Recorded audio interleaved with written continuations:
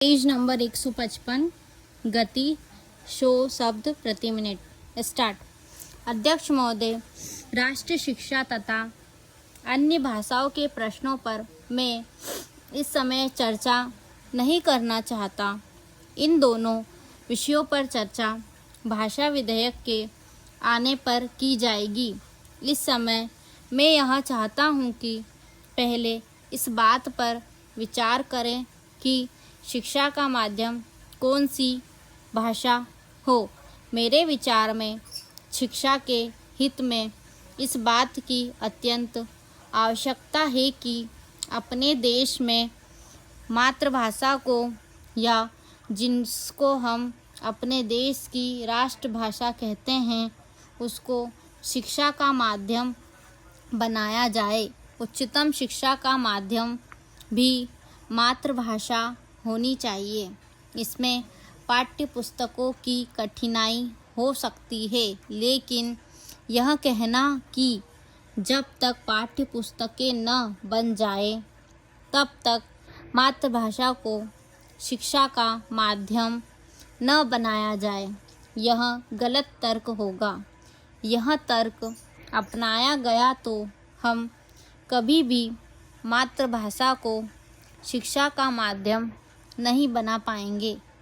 यह तो वही बात हुई कि जब तक मैं तैरना नहीं सीख लूँगा तब तक पानी में पैर नहीं रखूँगा।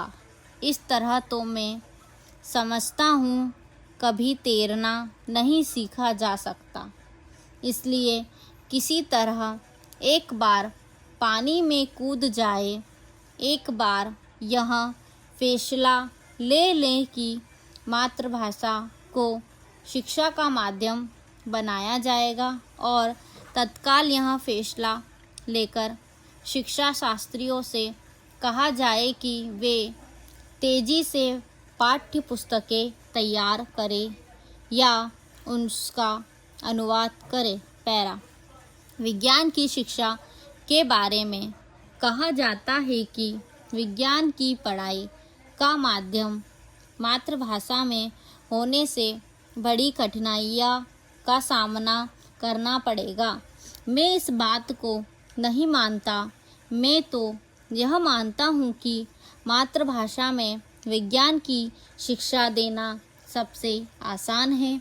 समाज शास्त्र की शिक्षा को मातृभाषा के माध्यम से सिखाने में शायद कुछ समय लगे, उसकी पाठ्य पुस्तकें बनने में शायद कुछ समय लगे, लेकिन विज्ञान की पढ़ाई के बारे में यह बात कही जा सकती। विज्ञान के फॉर्मूले ज्यों के त्यों रखे जा सकते हैं। विज्ञान की शब्दावली को भी ज्यों का त्यों रखा जा सकता है, केवल उन्हें मातृभाषा में समझाना है। इसलिए विज्ञान की पुस्तकें और विज्ञान की शिक्षा के लिए मातृभाषा को माध्यम बनाने में कोई समय लगने वाला नहीं है। चूँकि हम अपनी शिक्षा नीति में सबसे अधिक जोर विज्ञान पर देने वाले हैं, इसलिए मैं समझता हूँ कि यह सबसे अच्छा कार्य होगा यदि हम मातृभाषा को शिक्षा के माध्यम के रूप में स्वीकार कर ले।